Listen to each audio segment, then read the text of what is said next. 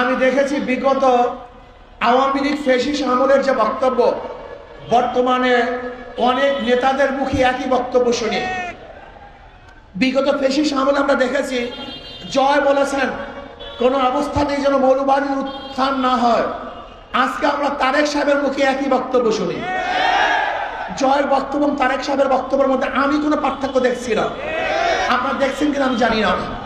আগামী তো যারা ক্ষমতা যাওয়ার চিন্তা ভাবনা করতেছে, ওই বিগত পচা গান্দা যা বাংলাদেশের ছাত্র প্রত্যাখ্যান করেছে, সেই পচা গান্দা বাস্তবতা দিয়ে তারা ক্ষমতায় যেতে চায়।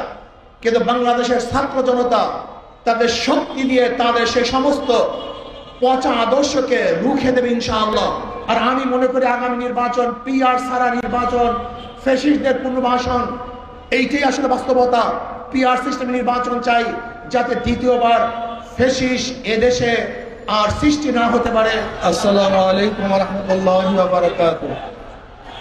নাহমাদু ওয়া নুসাল্লি আলা রাসূলিল কারীম, আম্মা বা'দ। আউযু বিল্লাহি মিনাশ শাইতানির রাজীম। বিসমিল্লাহির রহমানির রহিম। ওয়া তিলকাল আইয়ামু নুদাবিলুহা বাইনান নাস। সাদাকাল্লাহুল আলিয়্যুল আযীম। সবাই বলি সাল্লাল্লাহু আলাইহি ওয়াসাল্লাম। ইসলামী ছাত্র আন্দোলন কর্তৃক আয়োজিত আজকের সম্মেলনের সম্মানিত সভাপতি, আমাদের সেরেকাজ প্রধান অতিথি, সর্বস্তরের উলামায়ে কেরাম, সর্বস্তরের ছাত্র বন্ধুগণ, আমরা পরিবর্তন চাই। সমস্ত ছাত্ররা পরিবর্তন চায়, এই জাতি পরিবর্তন চায়, বৈষম্য দূর করতে চায়, চাঁদাবাজি মুক্ত এক দেশ তার উপহার দিতে চায়। এমন দেশ উপহার দিতে চায় যেখানে সাম্য থাকবে, মানবিক মর্যাদা, সামাজিক ন্যায় বিচার প্রতিষ্ঠিত হবে, যেখানে ছাত্রদের অধিকার বাস্তবায়ন হবে, ছাত্ররা পড়াশোনা করবে, সর্বোচ্চ ডিগ্রি অর্জন করবে, ক্যাম্পাসগুলি নিরাপদ থাকবে, আমার ছাত্রীরা পড়াশোনা করবে, ইফতিজিংয়ের শিকার হবে না। মেধাবী গরিব ছাত্রছাত্রীদেরকে রাষ্ট্রীয় খরচে সর্বোচ্চ শিক্ষা ব্যবস্থা করতে হবে। হলগুলিকে সুন্দর পরিবেশ সৃষ্টি করতে হবে, যেন সমস্ত ছাত্রছাত্রী পড়াশোনা করতে পারে, সেই ব্যবস্থা করতে হবে।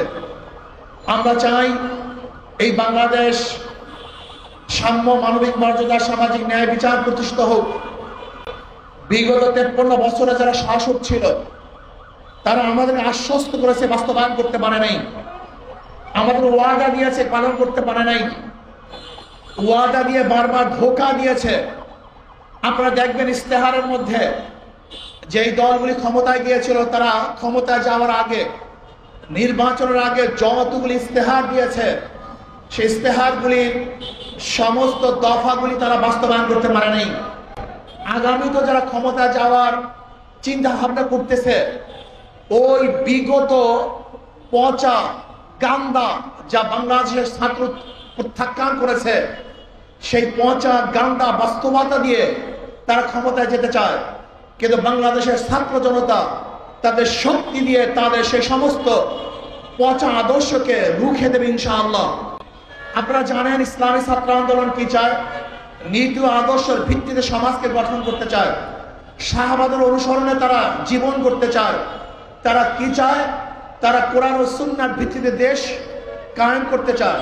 কোরআন ও সুন্নাহর নাম শুনলি অনেকের গাঁর মধ্যে জ্বালা ধরে। আমি দেখেছি বিগত আওয়ামী লীগ ফ্যাসিস্ট আমলের যে বক্তব্য, বর্তমানে অনেক নেতাদের মুখে একই বক্তব্য শুনি। বিগত ফ্যাসিস্ট আমলে আমরা দেখেছি জয় বলেছেন কোন অবস্থাতেই যেন মৌলবাদীর উত্থান না হয়। আজকে আমরা তারেক সাহেবের মুখে একই বক্তব্য শুনি। জয়ের বক্তব্য এবং তারেক সাহেবের বক্তব্যের মধ্যে আমি কোনো পার্থক্য দেখছি না। আপনারা দেখছেন কিনা আমি জানি না। আপনারা দেখেছেন দক্ষিণপন্থীদের উত্থান হচ্ছে, আজকে মৌলবাদীর উত্থান হচ্ছে। বর্তমান গতকালকে দেখলাম আমাদের মির্জা ফখরুল ইসলাম আলমগীর সাহেব মন্দিরে গিয়ে বক্তৃতা করেছেন, হিন্দুদের এক মাজলিসে গিয়ে বক্তৃতা করেছেন। সেখানে ধর্মের ব্যাপারে ইসলামের ইঙ্গিত করে, বর্তমান ইসলামী শাসনের ব্যাপারে তিনি ইঙ্গিত করেছেন। আমি বলবো 92% মুসলমানদের যে ইসলামী হুকুমাত হবে, তার চেঞ্জ হওয়ার কি আছে? বরং 92% মুসলমানদের ইসলাম হুকুমত না হওয়ার ব্যাপারে আশ্চর্য আছে। হচ্ছে না কেন? আমি বলবো, আসুন আমরা সবাই সম্মিলিতভাবে ইসলাম হুকুমত কায়েম করার জন্য চেষ্টা করি। আর বিএনপি ভাইদেরকে বলবো, আপনারা যাদের ভোট নিয়ে এতদিন নির্বাচিত হয়েছেন, সেই ভোটগুলি দক্ষিণপন্থীদের ভোট ছিল, সেই ভোটগুলি ডানপন্থীদের ভোট ছিল, সেই ভোটগুলি মৌলবাদীদের ভোট ছিল। আপনি দেখেন খালেদা জিয়া, তিনি মৌলবাদীর পক্ষে বক্তৃতা করেছেন। এমনকি মির্জা সাহেব, তিনিও মৌলবাদীদের পক্ষে বক্তৃতা করেছেন। মোশাররফ সাহেব, তিনিও মৌলবাদীর পক্ষে বক্তৃতা করেছেন। যারা এক সময় মৌলবাদীদের পক্ষে বক্তৃতা করতেন, এখন তারা মৌলবাদীদের বিপক্ষে বক্তৃতা করার কারণটা কি? এর কারণটা কোথায় জানেন? আসলে মৌলবাদীরা শিখে ফেলছে, জেনে ফেলছে যে মৌলবাদীদের সাথে এত বছর মধ্যে প্রতারণা করা হয়েছে, তাদের দাবি দাওয়াকে বাস্তবায়ন করে নাই। আগেকার সমস্ত নীতি আদর্শকে উপেক্ষা করে ইনশাআল্লাহ এদেশে ঈসা ছাত্র আন্দোলন ইসলাম হুকুমত কায়েম করবে। আর আমি মনে করি আগামী নির্বাচন পিআর ছাড়া নির্বাচন, ফ্যাসিস্টদের পুনর্বাসন, এইটাই আসলে বাস্তবতা। পিআর সিস্টেমে নির্বাচন চাই, যাতে দ্বিতীয়বার ফ্যাসিস্ট এদেশে আর সৃষ্টি না হতে পারে। আল্লাহ আমাকে এবং আমাদের সবাইকে ঐক্যবদ্ধভাবে আগামী নির্বাচন ইসলামকে ক্ষমতা নেয়ার আল্লাহ পাক তৌফিক দান করেন। আমা আলাইনা ইল্লাল বালাগ। আসসালামু আলাইকুম ওয়া রাহমাতুল্লাহি ওয়া বারাকাতুহু।